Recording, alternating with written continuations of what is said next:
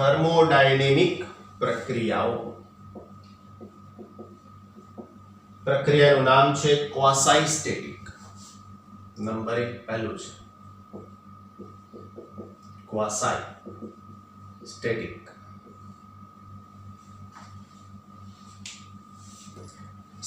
ક્વાસાઇસ્ટેટિક એટલે શું? ક્વાસાઇસ્ટેટિક નો મતલબ કોઈ એક પ્રક્રિયા શરૂ થઈ પ્રારંભિક અવસ્થામાં, એના દબાણ P, કદ V, તાપમાન T છે, ત્યાંથી તમારે એને એની બીજી અવસ્થામાં લઈ જવું છે. ત્યાંથી તમારે એને એની બીજી અવસ્થામાં લઈ જવું છે. તો આના માટે તમારે ઘણા બધા સ્ટેપ્સને ફોલો કરવા પડે. આ જેટલા સ્ટેપ્સને તમે ફોલો કરો એ બધા જ સ્ટેપ્સમાં કંઈક ને કંઈક અવસ્થા મળે છે. આ જે અવસ્થા પ્રાપ્ત થાય છે એને આપણે નામ આપ્યું છે ક્વાસાઇસ્ટેટિક અવસ્થા. એનું ગુજરાતી છે અર્ધસ્થાયી.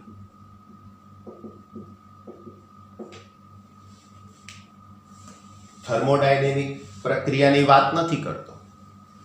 તમને કીધું છે એવા ઉદાહરણ આપીશ કે જેના કારણે તમે બાબતોને સમજી શકો છો કે આપણે શું કહેવા માંગીએ છીએ તે. તો ક્વાસાઇસ્ટેટિક અર્ધ અવસ્થાનો મતલબ શું થાય? તો કે તમારે 4th ફ્લોર કે 5th ફ્લોર પર જવું છે, પાવર ઓફ છે, સીડી ચડીને જઈ રહ્યા છે. આ સીડી ચડીને જઈ રહ્યા છે એની અંદર તમારા જેવા યંગ એકદમ બાળકો હોય તો ધાડ 2-3 સ્ટેપ્સ ચડી અને ઉપર પહોંચી જાય. ઉપર તમે પહોંચો તો વચગાળાના જેટલા સ્ટેપ્સ તમે ચડ્યા છો એ દરેક સ્ટેપ્સ એ તમારા માટે શું થયું કહેવાય? ક્વાસાઇસ્ટેટિક અવસ્થા.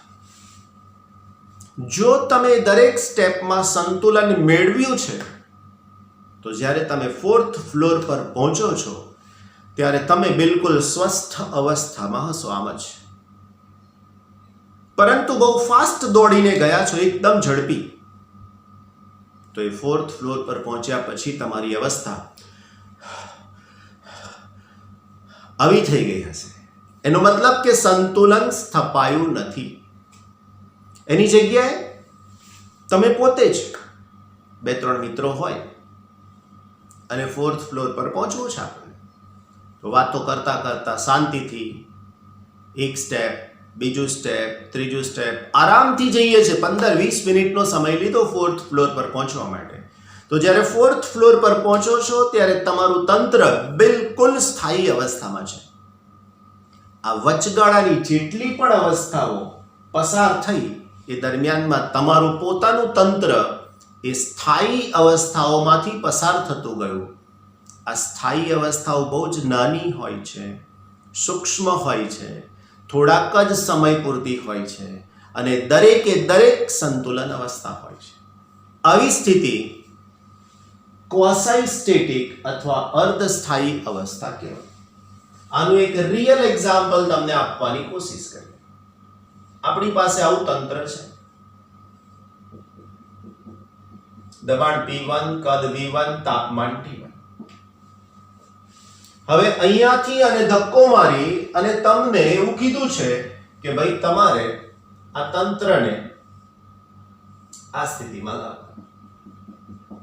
માર્કિંગ કરી આપ્યું છે, બરાબર? તો આ સ્થિતિમાં આવશે ત્યારે તંત્ર માટે દબાણ P2, કદ V2 અને તાપમાન T2 થશે. પછી કીધું છે પાછું એની મૂળ અવસ્થામાં તમારે એને લઈ આવવાનું. મૂળ અવસ્થામાં લઈ આવવાનું એનો મતલબ પાછું. તો શું આ તંત્ર એની મૂળ અવસ્થામાં પાછું આવી જશે ખરું? પ્રશ્ન છે આપણો. હવે પ્રક્રિયા બે રીતે કરવાની વાત કરી. એક જબરજસ્તી વાળી પ્રક્રિયા અને બીજી સેલ્ફ ઇન્સ્પાયર્ડ પ્રોસેસ. જબરજસ્તી વાળી પ્રક્રિયાનો મતલબ શું? તો તમારે લેક્ચર ભરવાની ઈચ્છા નથી, સવારે મોડું ઉઠવું છે, બિલકુલ કોઈ જ કામ ધંધો સ્ટડીની સાથે રિલેટેડ કરવો નથી, પણ છતાંય પેરેન્ટ્સ, ટીચર, તમારા મોટા ભાઈ બહેન આ બધાના કારણે તમે કામ કરી રહ્યા છો. એ જબરજસ્તી વાળી પ્રક્રિયા કહેવાય. હવે એવા કોઈક વિદ્યાર્થીને મેં જ કીધું કે ભાઈ આવું કંઈક કરવાનું છે, શું કરશે વિદ્યાર્થી? દાળ દે, અહીંયા લઈ આવે, પાછું લઈ લો સર, ડબલું તમારું પાછું. ડબલું એટલે તંત્ર આપણું, બરાબર. તો આવી જે પ્રક્રિયા થઈ એની અંદર શું થયું તો કે એકદમ ઝડપથી અહીંયા લઈ આવ્યા, એકદમ ઝડપથી પાછો લઈ ગયા. તો આ પ્રક્રિયામાં ક્યાંય કોઈ પણ જગ્યાએ વચગાળાની દરેક સ્થિતિની અંદર સંતુલન મળતું નથી. વચગાળાની કોઈ જ સ્થિતિમાં સંતુલન પ્રાપ્ત થતું નથી. આ જ બાબત એવા કોઈક વિદ્યાર્થીને સોંપી કે જે પોતે સેલ્ફ ઇન્સ્પાયર્ડ છે, એને પોતાને બહુ સરસ મહેનત કરીને સરસ મજાના સારા માર્ક્સ અને સારી કોલેજના એડમિશન મેળવવા છે. એ વિદ્યાર્થીને આપણે પ્રક્રિયા સોંપી તો એ પ્રશ્ન પૂછશે કે સર આને કેવી રીતે કરવાનું? હું ઝડપી લઈ જાઉં કે ધીમે ધીમે લઈ જાઉં? આપણે એને સમજાવ્યું કે તારે એવી રીતે લઈ જવાનું કે જ્યાંથી શરૂ કરો ત્યાંથી દરેક સ્થિતિ સંતુલનવાળી મળવી જોઈએ, ફરીથી પાછું તારે એને મૂળ સ્થિતિમાં લાવવાનું તો પણ સંતુલન થવું જોઈએ. તો આવી રીતે એને સમજાયા બાદ એ શું કરશે તો કે અહીંયાથી સહેજ ખસેડશે, આખું તંત્ર મૂકી રાખશે, ફરીથી સહેજ ખસેડશે, સંતુલન મેળવશે, ફરીથી સહેજ ખસેડશે, સંતુલન. આમ અહીંયાથી અહીંયા આવવા સુધીમાં, અહીંયાથી અહીંયા આવવા સુધીમાં 1000 વખત પિસ્ટનને આમ નીચે ખસેડ્યો. આ બીજી અવસ્થા જે મળશે એમાં દબાણ, કદ અને તાપમાન સંતુલનમાં હશે. ત્યારબાદ ફરીથી એ પાછો અહીંથી અહીંયા લઈ જાય છે, ફરીથી અહીંયાથી અહીંયા પાછો લઈ જાય છે. આવી સ્થિતિની અંદર પણ ફરીથી આવી સ્થિતિની અંદર પણ આ તંત્ર સંતુલિત અવસ્થામાં મળે છે. આવી વચગાળાની દરેક અવસ્થા અર્ધસ્થાયી અવસ્થા મળી કે જેમાં તંત્ર સંતુલનમાં છે તેમ કહી શકાય. કરેક્ટ? જોઈ લઈએ વાલા બચ્ચાઓ આપણે આ 12.8.1 ક્વાસાઇસ્ટેટિક. ધારો કે એક વાયુ પરિસર સાથે તાપીય અને યાંત્રિક સંતુલનમાં છે. તાપીય એટલે ઉષ્મા ઉર્જાનો વિનિમય ના થાય તે, યાંત્રિકનો મતલબ પિસ્ટન આપમેળે ઉપર ના જાય તે. આ પરિસ્થિતિમાં વાયુનું દબાણ બાહ્ય દબાણ જેટલું, તાપમાન પરિસરના તાપમાન જેટલું હોય છે. ધારો કે બાહ્ય દબાણ અચાનક ઘટાડવામાં આવે છે, વાયુપાત્રમાં ખસી શકે તેવા પિસ્ટન ઉપર વજન ઉચકી લઈને, એટલે તમે બે રીતે અહીંયા પણ અને આમ પણ બે રીતે પ્રક્રિયા કરી શકો છો. આ પિસ્ટન બહારની તરફ પ્રવેગી ગતિ કરશે. આપણે કઈ બાજુ ગતિ કરાયો? અંદર તરફ, ડઝન્ટ મેટર. આ પ્રક્રિયા દરમિયાન વાયુની એવી અવસ્થાઓમાંથી પસાર થશે કે જે સંતુલિત ન હોય. અસંતુલિત અવસ્થાઓને ચોક્કસ રીતે વ્યાખ્યાયિત કરી શકાય તેવા દબાણ અને તાપમાન હોતા નથી. તે જ રીતે જો વાયુ તેના પરિસર વચ્ચે તાપમાનનો દેખીતો તફાવત હોય તો ત્યાં ઉષ્માનું ઝડપથી આદાન પ્રદાન થશે, જે દરમિયાન વાયુ અસંતુલિત અવસ્થાઓમાંથી પસાર થશે. અસંતુલિત અવસ્થાઓમાંથી પસાર થશે. સમય જતાં આ વાયુએ પરિસરના સુવ્યાખ્યાયિત તેવા તાપમાન અને દબાણ સાથે સંતુલન સ્થિતિમાં આવશે. શૂન્યાવકાશમાં વાયુનું વિસ્તરણ અને રાસાયણિક પ્રક્રિયા દ્વારા વાયુઓના મિશ્રણમાં વિસ્ફોટ થવો. વિસ્ફોટ થવો એટલે તમને આ ઉદાહરણ દ્વારા સમજાયું છે, આ ઉદાહરણ દ્વારા સમજાયું છે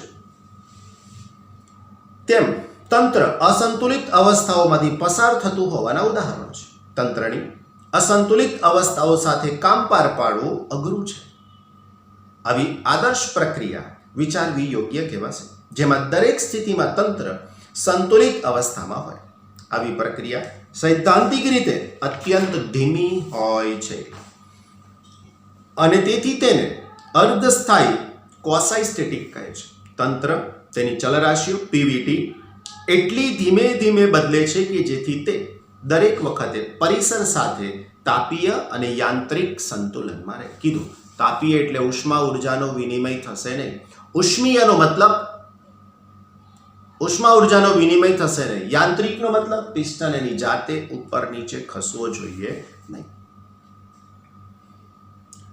એટલી ધીમે બદલે છે કે જેથી દરેક વખતે પરિસર સાથે તાપીય અને યાંત્રિક સંતુલનમાં રહે.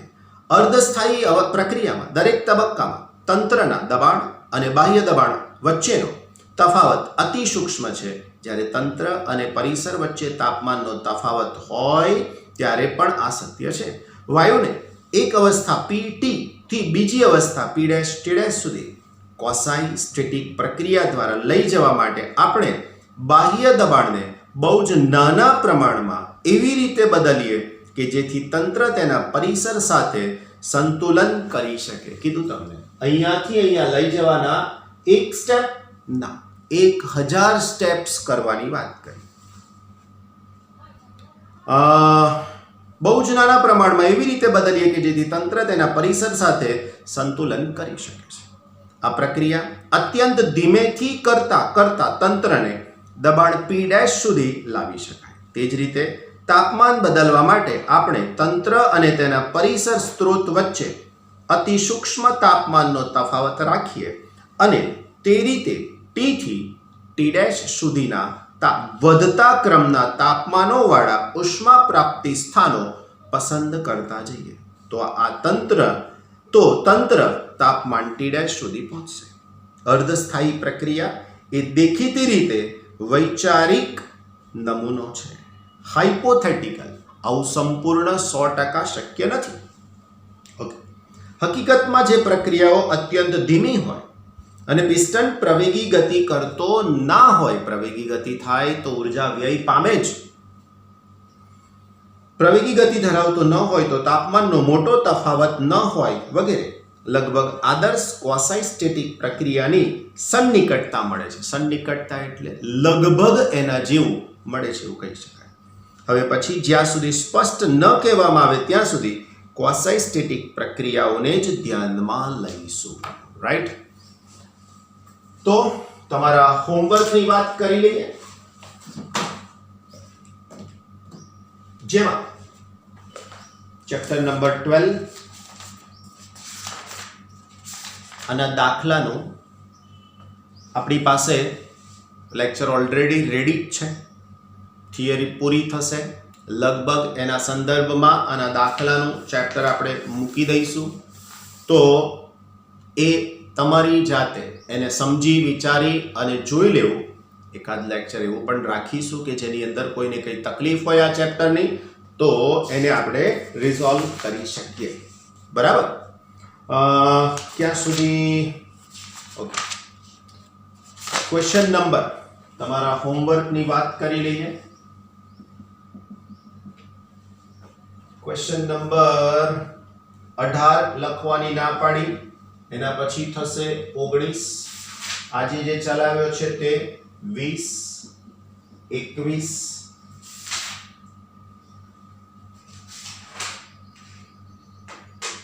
22,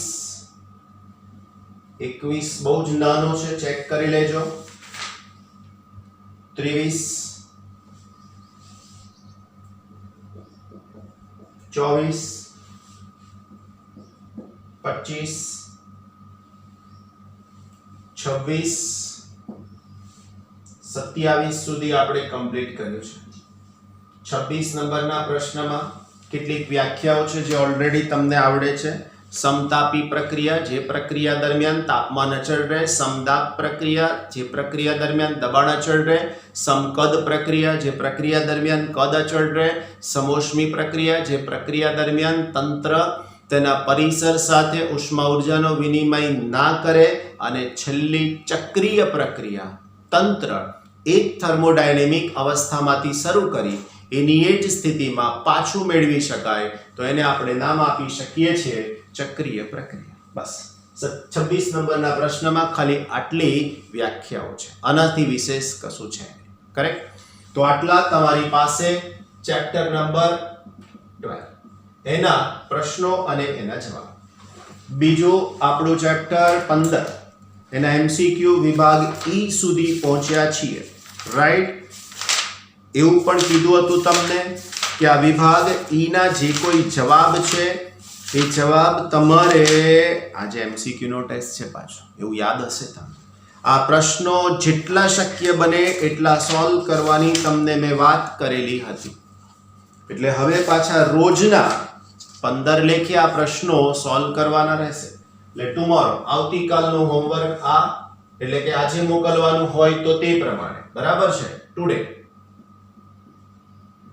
એના પછી ચેપ્ટર નંબર 15 એમસીક્યુ વિભાગ ઈ અને એના 1 to 15, 1 થી 15 એમસીક્યુ વિભાગ ઈ ના. આવતીકાલનું હોમવર્ક આના પછીનું 12th સ્ટેન્ડર્ડ નું જે આવશે તે તો ખરું જ. ચેપ્ટર નંબર 15 એમસીક્યુ વિભાગ ઈ 15 થી આગળ એટલે 16 થી 30 સુધી, બરાબર. આટલે સુધી 2 દિવસ ક્લિયર થઈ ગયા. ફાઇન. કોઈને કઈ બીજી કઈ મુશ્કેલી છે તો પૂછી શકો છો.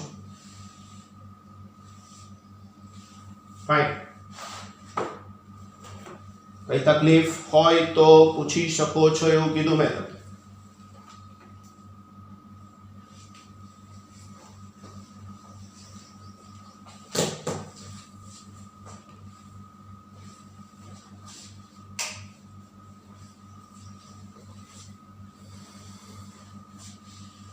વાલા બચ્ચાઓ, ચેપ્ટર નંબર 12 આપણું જે ચાલી રહ્યું છે એની અંદર આપણે જે સમજૂતીના સંદર્ભમાં કામ કરી ચૂક્યા છીએ એમાં આપણા ટોપિકનું નામ છે થર્મોડાયનેમિક પ્રક્રિયાઓ. આપણે સમજાવવું છે થર્મોડાયનેમિક પ્રક્રિયા કેટલા પ્રકારની છે, સાથે સાથે કઈ છે અને દરેકની સાથે સંકળાયેલી કેટલીક અગત્યની બાબતો, એના સૂત્રો, એના ગ્રાફ વગેરે ડિરાઈવ કરવું છે. સાથે સાથે થર્મોડાયનેમિક્સનો પહેલો નિયમ દરેકને લાગુ પાડવો છે. તો આપણે જે પ્રક્રિયા સમજવા માંગીએ છીએ એમાંની સૌથી પહેલી પ્રક્રિયા છે જેનું નામ છે સમતાપી પ્રક્રિયા. સમતાપી પ્રક્રિયા શબ્દ જ એની વ્યાખ્યા રજૂ કરે છે. ઇંગ્લિશમાં એને આઇસોથર્મલ પ્રોસેસ કહેવાય. જો એના શબ્દોને બતાવું તો આવું લખી શકાય, જે થર્મોડાયનેમિક પ્રક્રિયા દરમિયાન તંત્રનું તાપમાન અચળ રહેતું હોય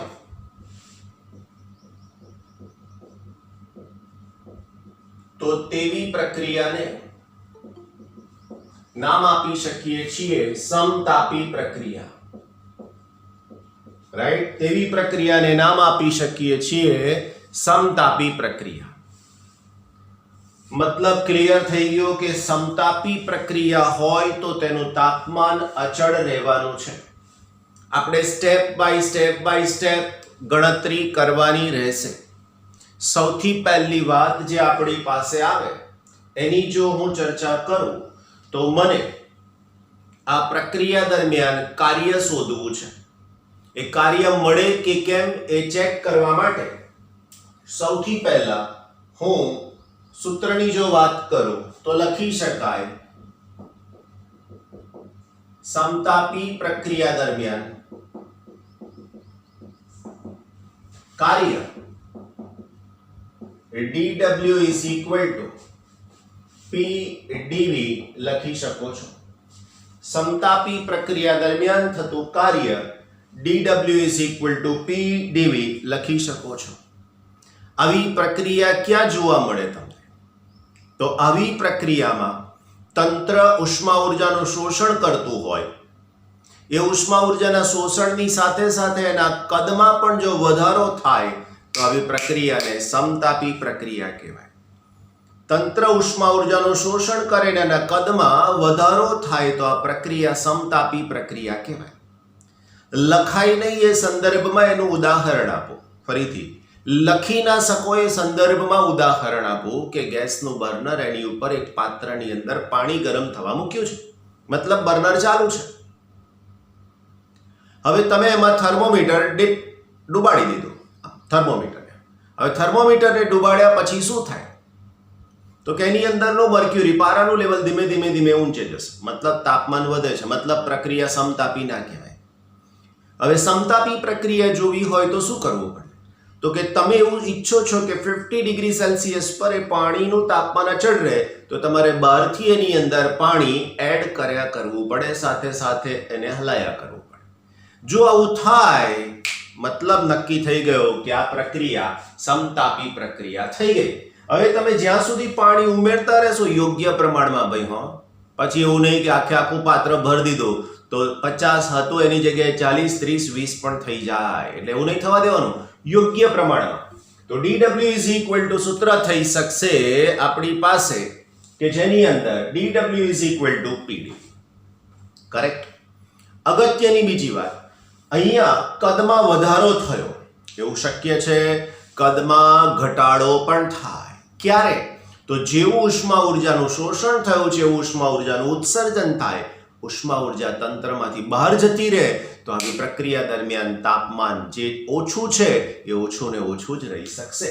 તો આ દરમિયાન મારે કાર્ય શોધવું છે તો શું થાય? તો લખી શકીએ, જો તંત્રના કદમાં V1 થી V2 જેટલો વધારો થાય તો કાર્ય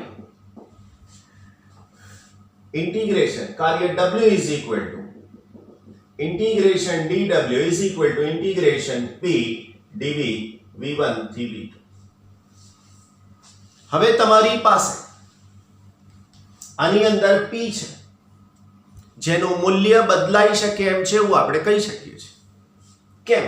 તો કીધું કે P એટલે દબાણ લગભગ અચળ રહેશે, પણ એની સાથે સંકળાયેલું કદ છે એ બદલાય છે. તો આવી પ્રક્રિયા દરમિયાન કાર્ય શોધવું હોય તો આદર્શ વાયુ અવસ્થા સમીકરણ પરથી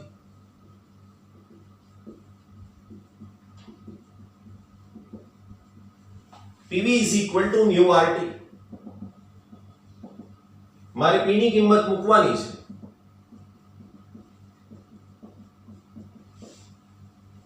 સમજાઈ ગયું? હવે આની અંદર mu એટલે મોલની સંખ્યા, r એટલે વાયુ નિયતાંક અને T એટલે તાપમાન. ત્રણે ત્રણ અચળ છે જેનું સંકલન ના થાય, તો આપણે આ ત્રણને સંકલનની બહાર મૂકીશું ને v ને અંદર લઈ જઈશું. માટે કાર્યનું સૂત્ર W is equal mu RT બહાર લઈ લીધા, ઇન્ટિગ્રેશન 1/v dv, સંકલન આવશે v1 થી v2. હવે આના સંકલનનો જવાબ ઓલરેડી તમારી પાસે મોજૂદ છે. જેમ કે સૂત્ર જો સમજાવું તો integration 1/x dx that is equal to ln x. આ ln શું છે એવું કેમેસ્ટ્રીમાં પણ તમે જાણો છો, એવું ગણિતમાં પણ છે, એવું જ ફિઝિક્સમાં પણ છે. જેટલી વાર આવ્યું છે એટલી વખત આપણે એને સમજવાનો પ્રયત્ન કર્યો છે કે ln એક પ્રકારનો log છે જેને log to the base e એવું વંચાય, log x to the base e આવું વંચાય. જો તમારે આને 10 ના log માં કન્વર્ટ કરવું હોય તો 2.303 log x to the base 10 આવું થાય. બરાબર? તો આ થઈ ગયું સંકલન. તો આનું સંકલન પણ એ જ પ્રમાણે કરીશ તો સૂત્રમાં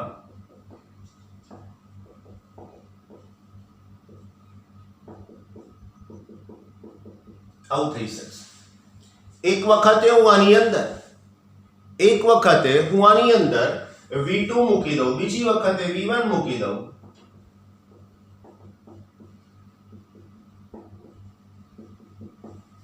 લોગનો નિયમ પણ તમને બિલકુલ સારી રીતે યાદ છે એ પ્રમાણે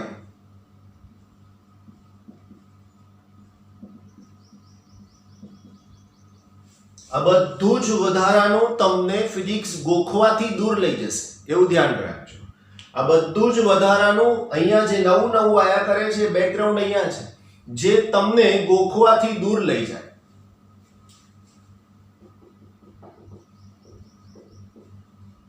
V2 by V1.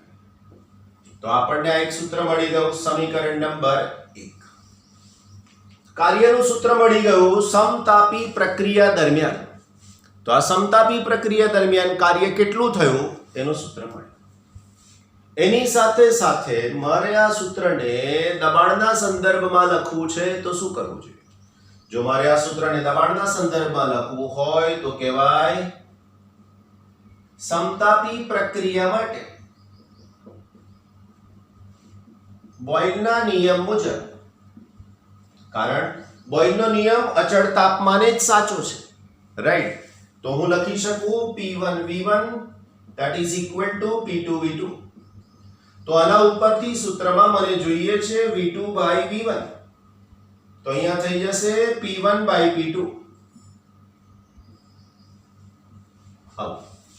હવે આ કિંમત જો હું અહીંયા મૂકી દઉં તો મને સૂત્રમાં મળશે W is equal to mu RT ln P1 by P2. તો આ આપણને બીજું સૂત્ર મળી ગયું કાર્યનું દબાણના સંદર્ભમાં. બીજી વાત કરીએ આપણે આનાથી આગળની, કાર્ય ક્યારે ધન મળે, કાર્ય ક્યારે ઋણ મળે? તો આના ઉપરથી તમે કહી શકો સમીકરણ 1 પરથી,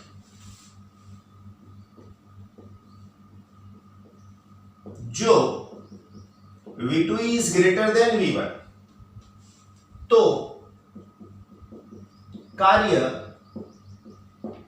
ધન મળે. એનાથી આગળ જો V2 is less than V1 તો કાર્ય ઋણ મળે. મતલબ તંત્ર ઉષ્મા ઉર્જાનું શોષણ કરે, એ ઉષ્મા ઉર્જાનું શોષણ કરી અને પોતે એ ઉષ્મા ઉર્જાથી પિસ્ટનને ઉપર તરફ ધક્કો મારે તો કદ વધે તો કાર્ય ધન કહેવાય. જો આપણે પિસ્ટન પર ધક્કો મારીને નીચે લાવીએ તો તે કાર્ય આપણે કર્યું છે એટલે એ કાર્ય ઋણ કહેવાય. અગેન તંત્રનું કદ વધે છે આપમેળે તો કાર્ય ધન છે, તંત્રનું કદ ઘટે છે આપણા વડે તો એ કાર્ય ઋણ છે એવું આપણે કહી શકીએ છીએ. ક્લિયર? આટલે સુધી કોઈને કઈ મુશ્કેલી આમાં ના હોવી જોઈએ. હોય તો પૂછી શકાશે, તમારી આ પદ્ધતિની અંદર તમે જોઈ શકો છો. નેક્સ્ટ, હવે આના માટે મારે થર્મોડાયનેમિક્સનો પહેલો નિયમ લખવો છે. આ બધી હવે તમારા MCQ ની શરૂઆત થઈ ગઈ. જે કન્સેપ્ટ કે જે બુકમાં ના હોય અથવા તો એનાથી કંઈક આગળની વિચારવાની પદ્ધતિ.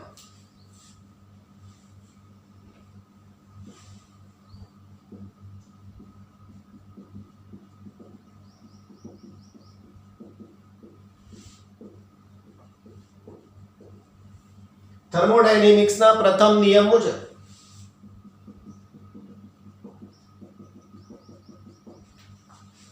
ડેલ્ટા યુ નું સૂત્ર તમે થોડીવાર પહેલા એટલે આજે નહીં, લાસ્ટ લેક્ચરમાં તમે શીખ્યા છો.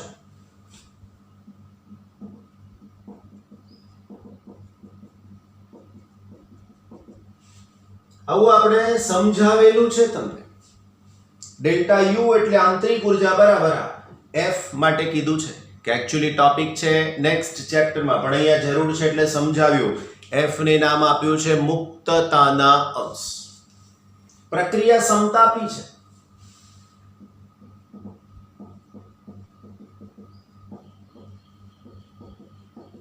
સમતાપી પ્રક્રિયા માટે T અચળ. વાલા બાળકો, T અચળ. હવે T અચળ તો ડેલ્ટા T બરાબર T2 માઇનસ T1 તો એ થઈ જાય 0. હવે જો ડેલ્ટા T 0 થાય તો ડેલ્ટા U પણ 0 થઈ જાય. માટે delta Q is equal to delta W, એનો મતલબ કે Q is equal to W. મતલબ શું? તો મતલબ એવું કહી શકાય કે જે પદાર્થ જેટલી ઉષ્મા ઉર્જાનું શોષણ કરશે એ બધી જ ઉષ્મા ઉર્જાનું એ પોતે કાર્યમાં રૂપાંતરણ કરી દેશે. જે પદાર્થ જેટલી ઉષ્મા ઉર્જાનું શોષણ કરશે એ પદાર્થ બધી ઉષ્મા ઉર્જાનું કાર્યમાં રૂપાંતરણ કરી દેશે. કારણ Q તંત્ર વડે શોષાયેલી ઉષ્મા ઉર્જા છે અને W એટલે કાર્ય છે. કોઈ પણ ઉર્જા આંતરિક ઉર્જાના સ્વરૂપમાં સંગ્રહ પામતી નથી. મતલબ તંત્ર પોતે કોઈ ઉર્જા ઉપયોગમાં લેતું નથી, જે શોષણ થયું એ બધું જ કાર્યમાં વાપરી નાખ્યું. આ પ્રક્રિયા એવું કંઈક કહેવા માંગે છે. એના પછી એનો આલેખ ડ્રો કરવાની કોશિશ કરી તો શું થાય? તો દબાણ P વિરુદ્ધ કદ V નો આલેખ. કોના માટે? સમતાપી પ્રક્રિયા માટે. આના ઉપરથી તમે દોરી શકશો, જેમાં PV બરાબર અચળ છે. હવે જો PV બરાબર અચળ હોય તો મેથેમેટિકલ ટૂલ્સ તમને શીખવાડ્યા છે, 5 પ્રકારના ગ્રાફ એની અંદર સમજાયા છે. આ 5 પ્રકારના ગ્રાફની અંદર તમને ખબર છે એ પ્રમાણે એક આલેખ x y બરાબર અચળનો છે, અને x y બરાબર અચળનો આલેખ આવો હોઈ શકે. આવા આકારને તમે નામ આપી શકો છો અતિવલય. રાઈટ? તો આ પ્રમાણે સમતાપી પ્રક્રિયા શું છે એ ક્લિયરલી તમે સમજી શકો છો. સમતાપી પ્રક્રિયા થઈ ગઈ સરસ રીતે. હવે આની અંદર જે વધારાના બીજા કઈ શબ્દો લખવાના હોય એના માટે તમે તમારી ટેક્સ્ટબુકની અંદરની જે થિયરીના વર્ડ્સ છે એનો ઉપયોગ સારી રીતે કરી શકો છો. મેથેમેટિકલ સ્ટેપ્સ બધા જ મેં તમને સમજાયા છે. અહીંયા આગળ જે શબ્દો ટેક્સ્ટબુકમાં છે બોલી પણ ગયો છું, લખવાની સ્પેસ મર્યાદા હોય અહીંયા આગળ, તો એના કારણે એ તમારે ટેક્સ્ટબુકની સાથે મેનેજ કરી લેવાનું રહેશે. રાઈટ? Take a screenshot. હવે મેસેજ ના કર્યા કરશો જેથી કરીને સ્ક્રીનશોટ લેવામાં તકલીફ પડશે. રાઈટ? તો ટેક અ સ્ક્રીનશોટ.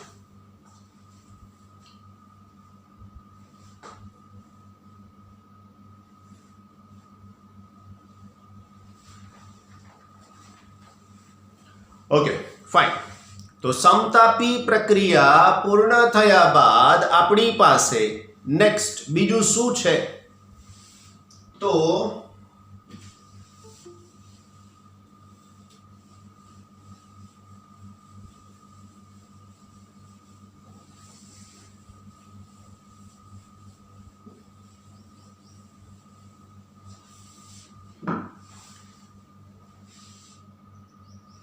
બીજા પ્રકારની પ્રક્રિયાનું નામ છે સમોષ્મી પ્રક્રિયા.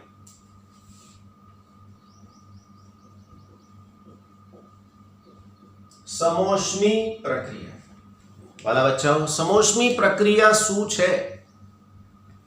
તો જે થર્મોડાયનેમિક પ્રક્રિયા દરમિયાન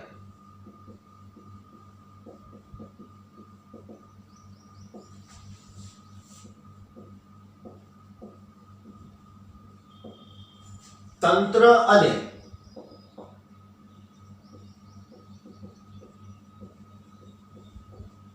પરિસર વચ્ચે ઉષ્મા ઉર્જાનો વિનિમય ન થાય તેને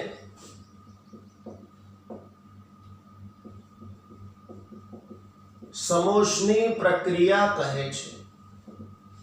તંત્ર તેના પરિસર સાથે ઉષ્મા ઉર્જાનો વિનિમય ના કરી શકે, એટલે ઉષ્મા ઉર્જા મેળવે પણ નહીં, ઉષ્મા ઉર્જા ગુમાવે પણ નહીં.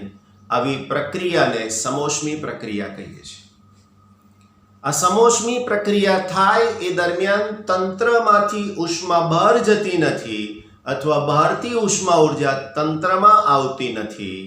આના ભાગ સ્વરૂપે ઘણી બધી પ્રક્રિયાઓ તમે જોઈ છે. ઉદાહરણ આપું પહેલા એના. સાયકલના ટાયરની ટ્યુબ, એમાં હવા પૂરવાનો જે પંપ આવે છે તે. સ્કૂલે જવાનું હોય, મોડું થઈ ગયું હોય, નોન પોલ્યુટેડ વેહિકલ સાયકલનો આપણે ઉપયોગ કરતા હોઈએ, એના હેન્ડલથી તમે હવા પૂરી રહ્યા છો પંપની મદદથી. બહુ જ ફાસ્ટ 5, 10, 15 પંપ કર્યા. પછી એના સિલિન્ડર નળાકારને આ મડકવા જશો તો તમને એવું ફીલ થશે કે ગરમ થઈ ગયો છે. આવું કેમ? તો આવું એટલા માટે કે ત્યાં લગભગ સમોષ્મી પ્રક્રિયા થઈ. કેમ કે સર આવું કેવી રીતના સમજાવો. જો એ સિલિન્ડરનો જે હેન્ડલ છે એને ધીમે ધીમે ઉપર લઈ જાઓ 1-1.5 કલાકે, બીજા અડધા કલાકે એને નીચે લઈ આવો, ફરીથી પાછો ઉપર લઈ જાઓ અડધા કલાકે, ફરીથી પાછો નીચે લઈ આવો. આમ 10-15 કલાક સુધી આ પ્રક્રિયા શાંતિથી કર્યા કરવાની. સાહેબ સિલિન્ડર ગરમ નહીં થાય. કેમ ગરમ નહીં થાય? કારણ કે જે કંઈ ઉષ્મા ઉર્જા ઉત્પન્ન થઈ એ બહાર મળી ગઈ. એ હેન્ડલ ફાસ્ટ, રાઈટ? એટલા માટે આવી પ્રક્રિયા ઉષ્માનો વિનિમય ના કરી શકી, એટલા માટે અહીંયા એ સિલિન્ડર નળાકાર ગરમ થયો. તો આવી પ્રક્રિયાને નામ આપ્યું સમોષ્મી પ્રક્રિયા. બહુ ઝડપી થવી જોઈએ. આવી પ્રક્રિયાઓ બહુ જ ઝડપી થવી જોઈએ. બીજું એક્ઝામ્પલ તમારી પાસે મોજૂદ છે, યાદ છે તમને, જેની અંદર તમને ખબર છે પ્રમાણે શું છે? તો તમને ખબર છે પ્રમાણે એની અંદર સંઘનન અને વિઘનન, જેની અંદર ધ્વનિનું પ્રસરણ થાય છે.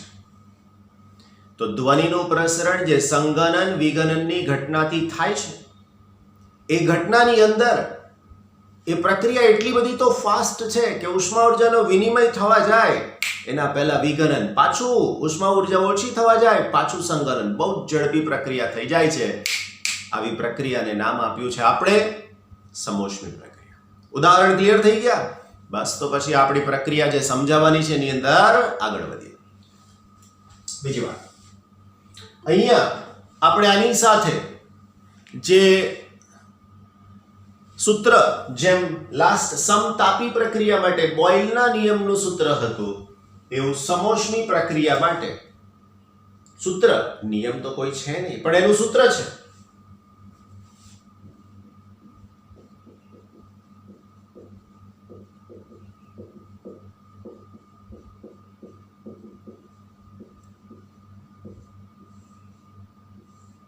સૂત્ર કમ્પલસરી યાદ રાખવાનું રહેશે, એવું ધ્યાન રાખજો. આ સૂત્રની સાબિતી શક્ય છે પણ આપણા સિલેબસમાં નથી, એટલે આપણે PV રેઝ ટુ ગામા બરાબર છે. હવે જો યાદ રાખવાની ટ્રીક બતાવો. બોયલના નિયમમાં આ ગામા નહોતું, PV બરાબર અચળ હતું.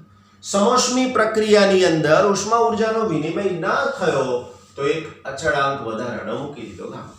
ગામા શું છે તો ખબર છે તમને? CP/Cv.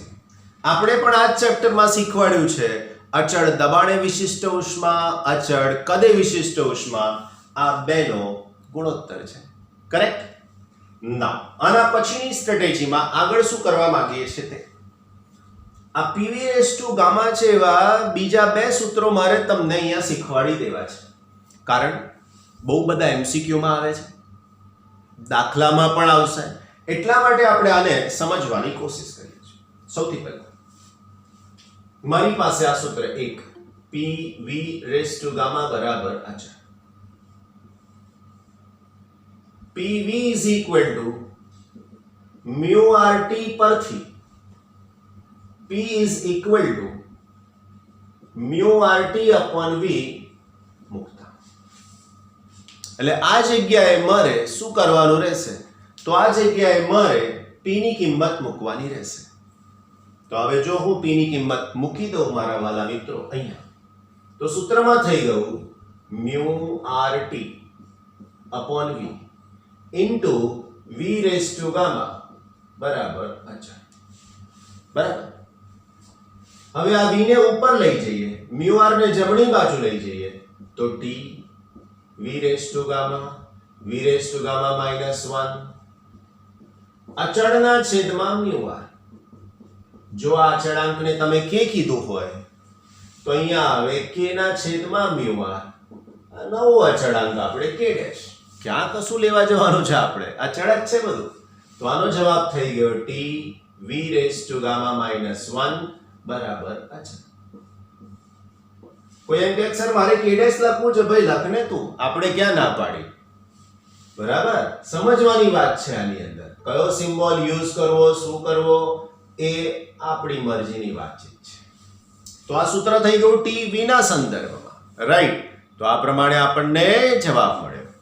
તો PV/γ બરાબર અચળ, TV/γ -1 બરાબર અચળ. નાઉ નેક્સ્ટ, જે પ્રમાણે P ની કિંમત મૂકી એ જ પ્રમાણે હવે હું V ની કિંમત મૂકીશ, રાઈટ? તો અહીંયા લખું છું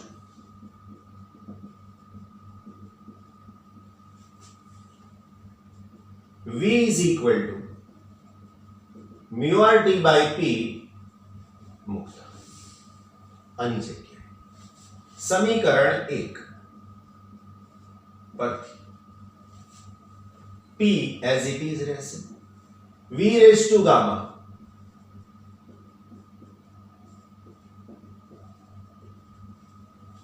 હવે આ ગામાની કિંમત બધાને મળશે આ p as it is mu r raised to gamma t raised to gamma p raised to gamma બરાબર છે હવે આ જે mu r raised to gamma છે એને છેદમાં લઈ જવું તો આની જેમ આ અચળાંકને મેં નામ આપ્યું હોત k તો p raised to 1 આ ઉપર જશે p raised to minus gamma t raised to gamma is equal to અચળના છેદમાં mu r raised to gamma બરાબર નવો અચળાંક k ડબલ ડેશ મૂકો ભાઈ, કોઈ લાઇટ બિલ નહીં આવે. બરાબર, તો આનું પરિણામ શું થયું? તો આનું પરિણામ થયું મારા વાલા મિત્રો p 1 minus gamma into t raised to gamma બરાબર અચળ. આ અચળ એટલે k ડબલ ડેશ. તમને આ અચળાંકથી કોઈ ફરક પડવાનો નથી, કારણ કે તમે ધોરણ 11 સાયન્સમાં અભ્યાસ કરો છો, પીએચડી કરતા નથી. એટલે ઘણાને મૂળમાં ફેરફાર હોય, ના આવડતું હોય ને અહીંયા ગાડી પછી વિચારવા જાય. ભાઈ બેઝિક છે આ બધું, તમારે સૂત્રની સાથે નિસ્બત છે, બહુ હાયર લેવલ પર પહોંચી જવાની આવશ્યકતા એટલી બધી નથી. તો આ એક સૂત્ર મળી ગયું, સમીકરણ નંબર 3. આ બધા 3 એ 3 1 2 અને 3 જો pv raised to gamma અચળ, t v raised to gamma minus 1 બરાબર અચળ, p raised to gamma minus 1 અને t raised to gamma, right. તો આ પ્રમાણે 3 સૂત્રો તમારે યાદ રાખવાના રહેશે, રાઈટ. યાદ એટલા માટે રાખવા પડે વાલા મિત્રો કે એક્ઝામ છે, એમસીક્યુ છે, તો ક્યાં તમે સાબિતી આપવા જશો? આટલી લાંબી સાબિતી વિચારવા જાઓ એના પહેલા તો 1 મિનિટ પૂરી થઈ ગઈ હોય જે ડબલ નીટમાં. ક્યાંથી લાવો આન્સર? તકલીફ પડી જાય ભાઈ. ટેક અ સ્ક્રીનશોટ, આ બધાનો સ્ક્રીનશોટ સરસ મજાનો, કારણ કે આ નીકળી જશે હમણાં.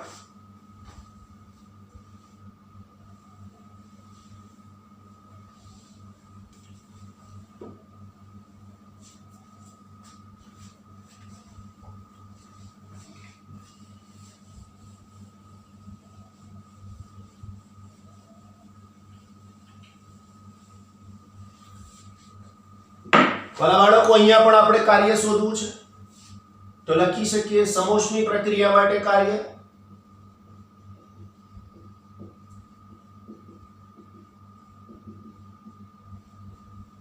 W is equal to integration dW integration p dv v1 to v2. ભાઈ આ સૂત્ર એવું નથી કે સમતાપીને જ લાગુ પડે, આ બધાને લાગુ પડી શકે. W is equal to p ની જગ્યાએ મારે આની કઈ કિંમત મૂકવાની છે, તો હું શું કરીશ? બે સ્થિતિ છે તો એના પ્રમાણે એક સૂત્ર લખું છું, ધ્યાન રાખજો. પરંતુ p v raised to gamma બરાબર અચળ માટે p is equal to અચળના છેદમાં v raised to gamma મૂકતા, રાઈટ. તો dw માંથી w is equal to અચળને હું લખીશ આગળ integration 1 upon v raised to gamma dv, સંકલન આવશે v1 થી v2, કરેક્ટ. હવે સંકલનનો જે નિયમ છે આપણી પાસે તે પ્રમાણે integration x raised to n dx that is equal to x raised to n plus 1 upon n plus 1. તો પહેલાને હું ઉપર લઈ જાઉં, તો હવે મને સૂત્ર મળી ગયું w is equal to અચળ integration v1 to v2 v raised to minus gamma અને dv. હવે આ નિયમ આને લાગુ પાડવાનો છે, તો ધ્યાન રાખજો, અચળ v raise to minus gamma છે. ધ્યાન રાખજો, minus gamma plus 1 divided by n. n એટલે માઇનસ ગામા, તો minus gamma plus 1. That's it. Clear એકદમ? લિમિટ તો છે જ આપણી પાસે v1 થી v2 ની. ઓકે, બહુ સરસ. માટે w ઇઝ ઇક્વલ ટુ અચળ ના છેદમાં minus gamma plus 1 v2 raise to minus gamma plus 1 minus v1 raise to minus gamma plus 1. હું સ્ટેપ બધા લખી રહ્યો છું, રીઝન એક જ કે તમને આ વાંચો તો ક્યાંય કોઈ જગ્યાએ સ્ટેપ સ્કીપ થયેલું હોય એવું તમારું માઇન્ડ નક્કી ના કરે, બધું જ તમને ખબર પડે. આ અચળ આની સાથે ગુણી નાખું છું.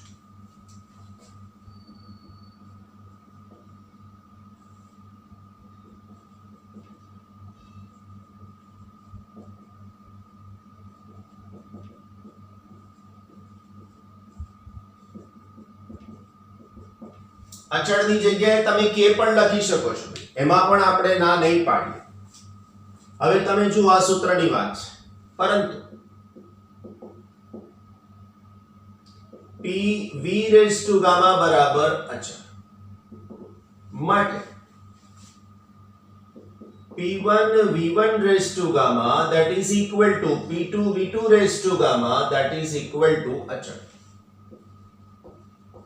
આ સૂત્રને મેં બે કન્ડિશન માટે લખ્યું કે અહીંયા પહેલા 1 લખ્યું, અહીંયા પછી 2 લખ્યું, પણ અચળ તો અચળ જ રહેવાના છે.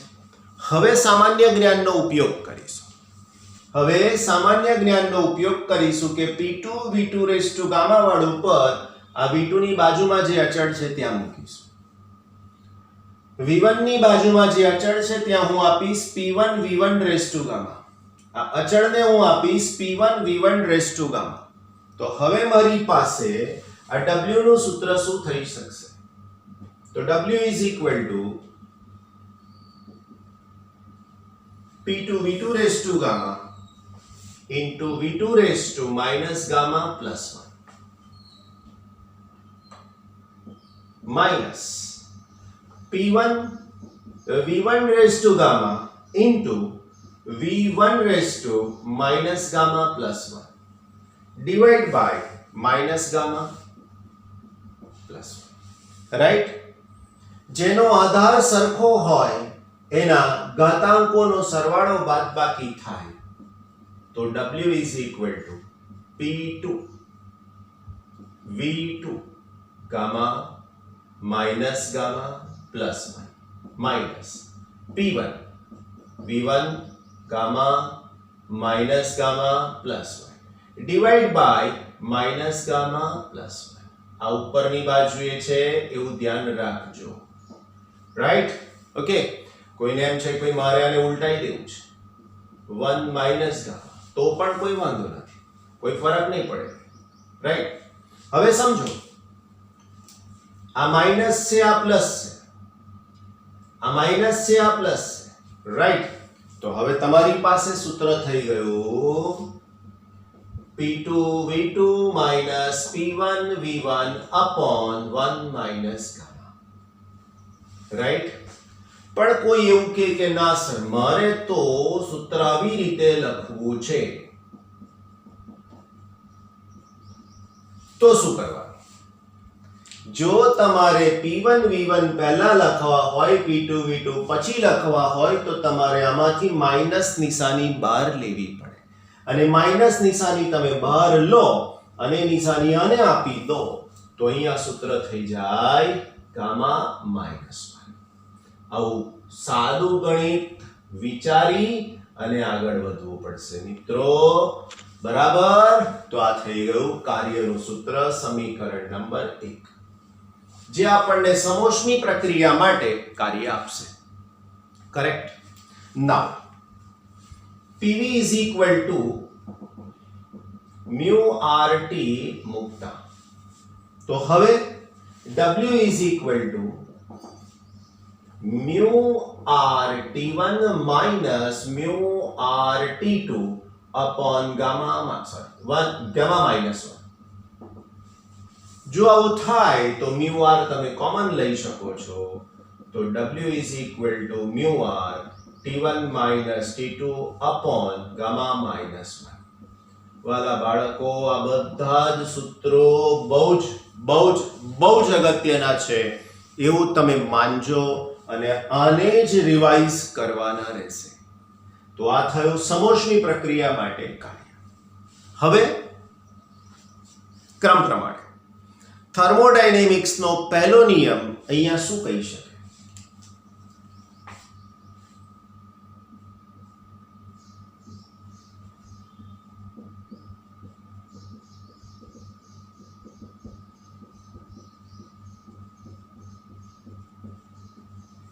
થર્મોડાયનેમિક્સના પ્રથમ નિયમ મુજબ delta Q is equal to delta U plus delta W।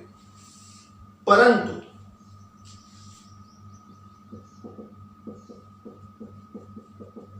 સમોષ્મી પ્રક્રિયા માટે ડેલ્ટા Q બરાબર 0।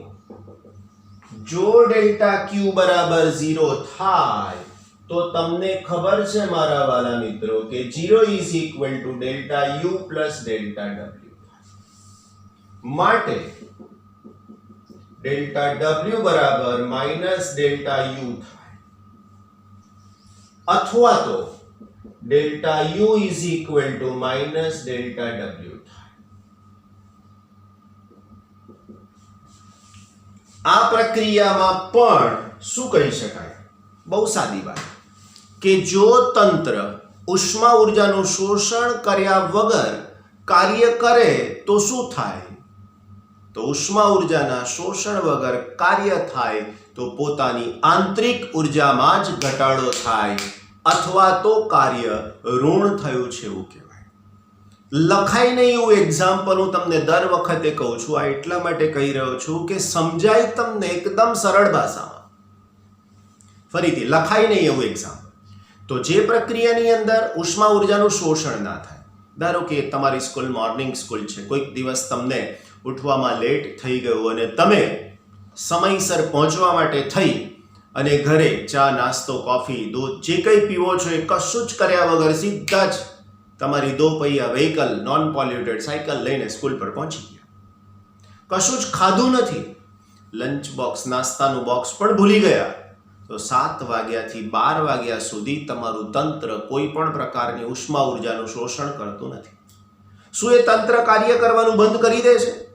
તો કે ના, એ તંત્ર કાર્ય કરવાનું બંધ નથી કરતું, પણ આપણા મસલ્સ ના બધાની પાસે જે ઉર્જાનો સંગ્રહ થયેલો છે એ ઉર્જાના ભોગે કાર્ય થાય છે। એટલે તમને નોર્મલ દિવસ કરતા એ દિવસે થાક થોડોક લાગતો હોય એવું માલુમ પડે છે। તો આ જે પ્રક્રિયા થઈ એ સમોષ્મી થઈ એવું નથી કહેતો, પણ અહીંયા તંત્રએ ઉષ્મા ઉર્જાનું શોષણ ના કર્યું અને કાર્ય કર્યું, એટલે એની આંતરિક ઉર્જા કેવી થઈ? માઇનસ થઈ। ક્લિયર? તો આ થર્મોડાયનેમિક્સનો પહેલો નિયમ અહીંયા સમજાયો, રાઈટ? આંતરિક ઉર્જા માઇનસ થઈ વાલા મિત્રો, તાપમાનમાં ઘટાડો પણ થઈ શકે છે। બીજી વાત, મારે આલેખ દોરવો છે P વિરુદ્ધ V નો, તો શું થઈ શકશે? P વિરુદ્ધ V નો આલેખ। તો જો પ્રક્રિયા સમતાપી હતી તો મારી પાસે આવું હતું, PV બરાબર અચળ, એનો જેવો આલેખ મળતો હતો સેમ ટુ સેમ અહીંયા V રેઝ ટુ ગામા પ્રમાણે મળશે। પણ જો થોડુંક તમે ચેક કરશો તો અહીંયા P બરાબર અચળના છેદમાં V રેઝ ટુ ગામા। હવે અચળના છેદમાં V રેઝ ટુ ગામા હોય એનો મતલબ આ પદમાં વધારો થાય તો આ ડાબી બાજુના પદમાં ઘટાડો થાય, એટલે આની અંદર ફરક આવો તમને મળી શકશે। આ જે પ્રક્રિયા થઈ એ સમોષ્મી પ્રક્રિયા છે અને આવી જે પ્રક્રિયા છે એ સમતાપી છે।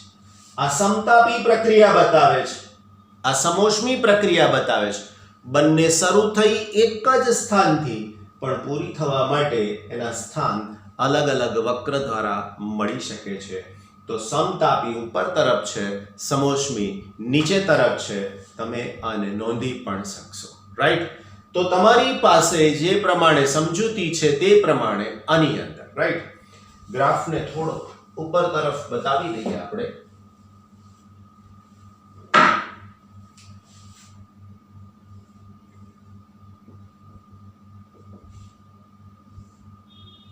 like this. ઓકે, તો આ પ્રમાણે તમને મળી શકશે. અહીંયા લખેલું સમીકરણ બીજું કશું વધારાનું લખ્યું નથી આપણે. આ સમીકરણમાં માત્ર આટલું જ લખ્યું હતું કે p બરાબર અચળના છેદમાં v રેઝ ટુ ગામા. બસ આટલું જ લખેલું છે.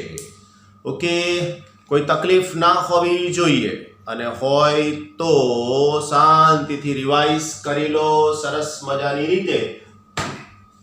ક્લિયર થઈ જાય. ટેક અ સ્ક્રીનશોટ ફટાફટ.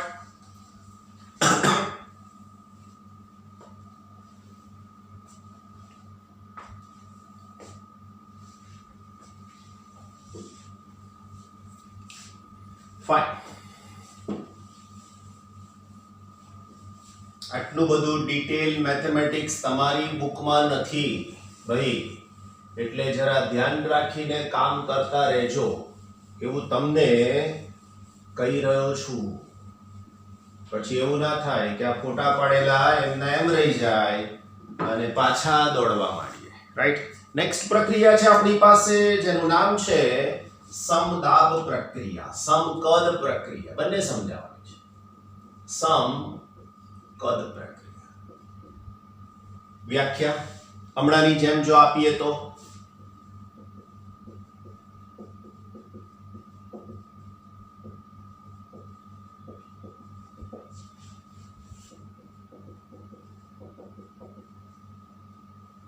સમકદ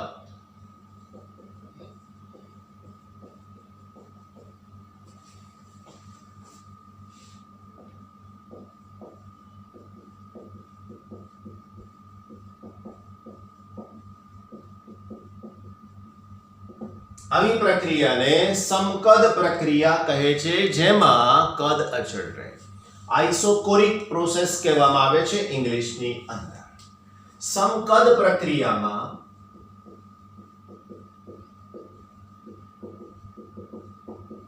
કદ v બરાબર અચળ માટે ડેલ્ટા v બરાબર 0. ડેલ્ટા v બરાબર 0 માટે કાર્ય 0, રાઈટ? કારણ કદનો ફેરફાર જ નથી થતો એટલે કાર્ય 0. મતલબ શું થાય?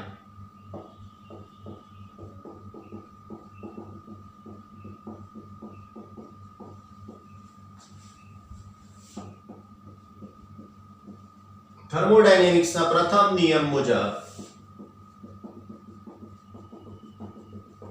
માટે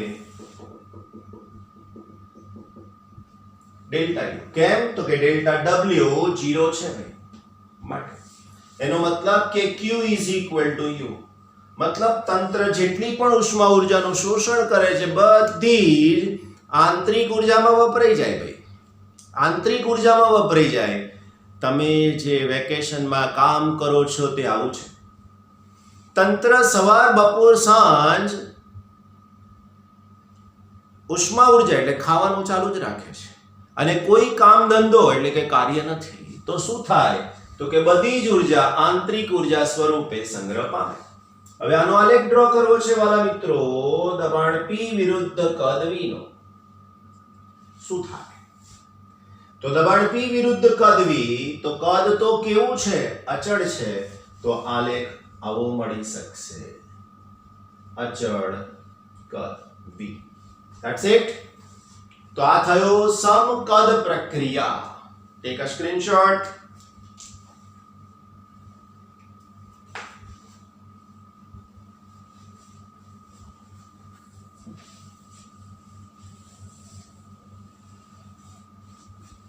સમકદ પછી છે સમદાબ પ્રક્રિયા.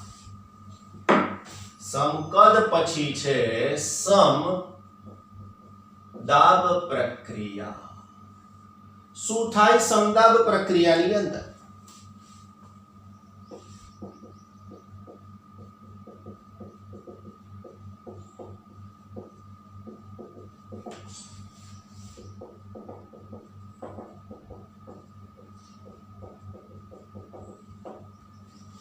જે થર્મોડાયનેમિક પ્રક્રિયામાં તંત્રનું દબાણ અચળ રહે તેને સમદાબ પ્રક્રિયા કહે છે.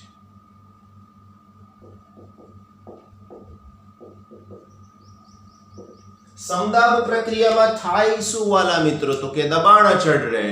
આવી પ્રક્રિયાને આઇસોબેરિક પ્રોસેસ ઇંગ્લિશમાં કહે છે. દબાણ P બરાબર અચળ છે માટે કાર્ય ડેલ્ટા W બરાબર P ડેલ્ટા V. સૂક્ષ્મ કાર્યના સંદર્ભમાં લખો તો dW is equal to PdV. માટે W is equal to લખો તો ઇન્ટિગ્રેશન PdV V1 થી V2 તો P V V1 થી V2 P V2 minus V1. That's it. એટલે સુધી સમદાબ પ્રક્રિયા થઈ. થર્મોડાયનેમિક્સ નો પહેલો નિયમ લખીએ તો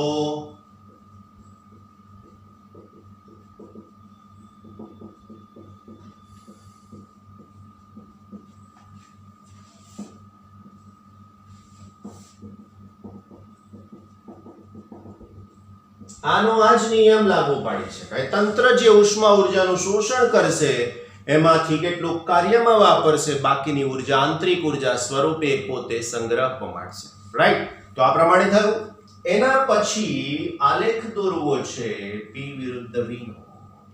દબાણ P વિરુદ્ધ કદ V નો આલેખ દોરવો છે.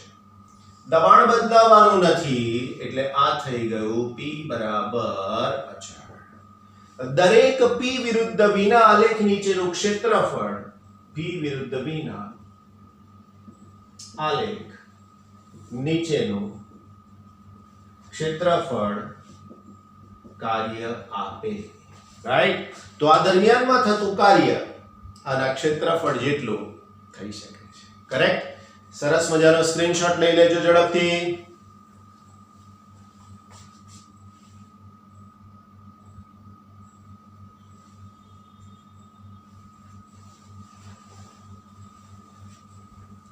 ઓકે વાલા બાળકો, ફાઇન.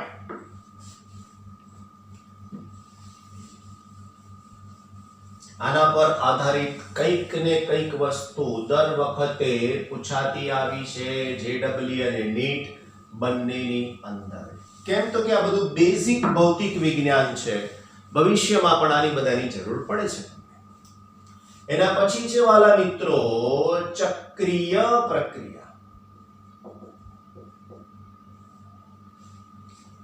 તંત્ર કોઈ એક થર્મોડાયનેમિક સ્થિતિમાંથી શરૂ કરી એની પર શ્રેણીબદ્ધ પ્રક્રિયા થઈ એને બીજી સ્થિતિમાં લઈ જવામાં આવે અને અંતે જો એ મૂળ સ્થિતિમાં પાછું આવી જાય તો આવી પ્રક્રિયાને ચક્રીય પ્રક્રિયા કહે છે. તંત્ર તેની કોઈ એક અવસ્થામાંથી શરૂ કરી તેની પર શ્રેણીબદ્ધ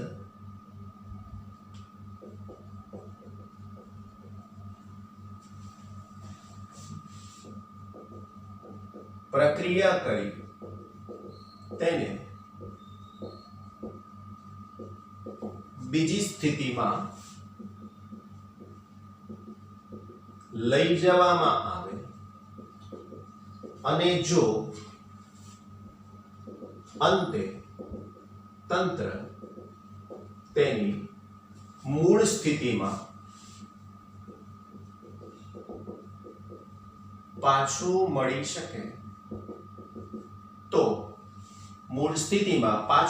શકે તો તેવી પ્રક્રિયાને ચક્રીય પ્રક્રિયા કહે છે.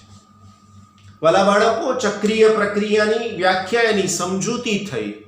એક સ્થિતિ, એક તાપમાનથી શરૂ થઈ પ્રક્રિયા, ઘણા બધા તાપમાન, ઘણા બધા એના પરિબળ, અવસ્થા ચલરાશિઓ બદલાઈ અને અંતે ફરીથી પાછું એને મૂળ સ્થિતિમાં લાવી શકીએ તો એને કહેવાય ચક્રીય પ્રક્રિયા. હવે જો આ તંત્ર મૂળ સ્થિતિમાં પાછું આવે છે તો લખી શકાય કે અહીં અંતિમ સ્થિતિ અને પ્રારંભિક સ્થિતિ સમાન હોવાથી, સ્થિતિનો મતલબ અવસ્થા, t બરાબર અચળ, માટે delta u is equal two f/2r delta t બરાબર 0. માટે થર્મોડાયનેમિક્સના પ્રથમ નિયમ મુજબ શું થાય? તો પ્રથમ નિયમ મુજબ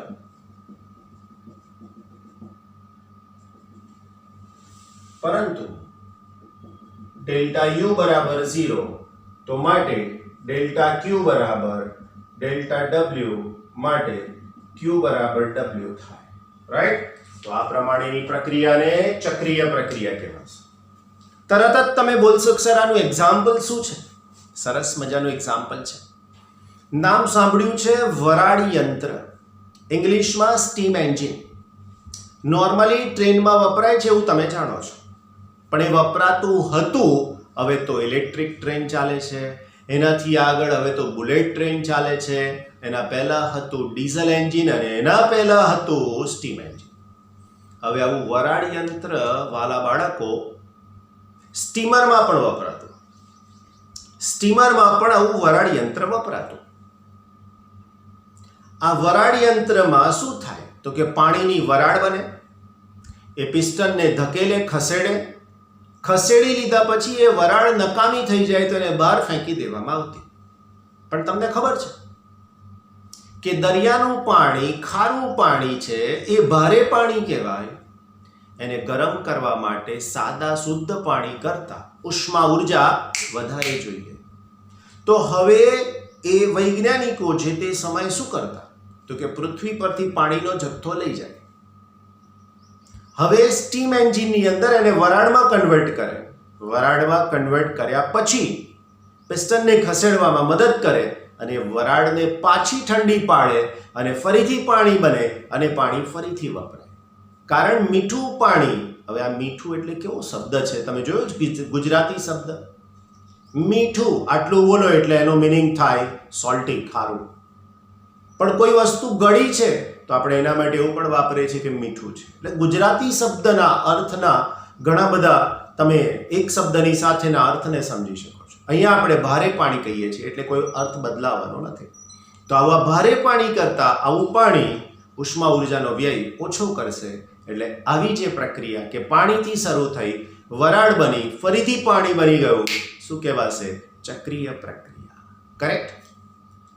હવેનો જે ટોપિક છે ને સમજતા પહેલા કાર્યક્ષમતાની વાત આવે છે. દરેક વ્યક્તિ, એ હું હોય, તમે હોય કે વિશ્વમાંનો કોઈ પણ વ્યક્તિ હોય, એ પોતાની કાર્યક્ષમતા કરતા બીજાની કાર્યક્ષમતાનું એનાલિસિસ વધારે કરે છે. સાચી વાત છે. વાક્યોને બરાબર સમજજો કે વ્યક્તિ પોતાની ક્ષમતાનું એનાલિસિસ કરે એના કરતા સામેવાળા વ્યક્તિની ક્ષમતાનું એનાલિસિસ બહુ ઝડપથી કરે છે. આ ક્ષમતા એટલે શું? તો કે સર ક્ષમતા ઇંગ્લિશ વર્ડ એફિશિયન્સી છે. તમારું બાઇક, તમારું એક્ટિવા 1 લીટર પેટ્રોલની અંદર કેટલી એવરેજ આપે તો એ વ્હીકલની ક્ષમતા થઈ કહેવાય. રાઈટ? તો એ ક્ષમતાને અહીંયા આની સાથે જોડવી છે. એ ક્ષમતાને આપણે આની સાથે જોડવી છે. તમારા રિઝલ્ટના જે ટકા આવે છે એ પણ તમારી ક્ષમતા છે. રાઈટ? ભણવાની, સ્ટડીની સાથે રિલેટેડ કામ કરવાની ક્ષમતા છે. આનો સ્ક્રીનશોટ લઈ લો, ફરીથી પાછા આગળ વધીએ.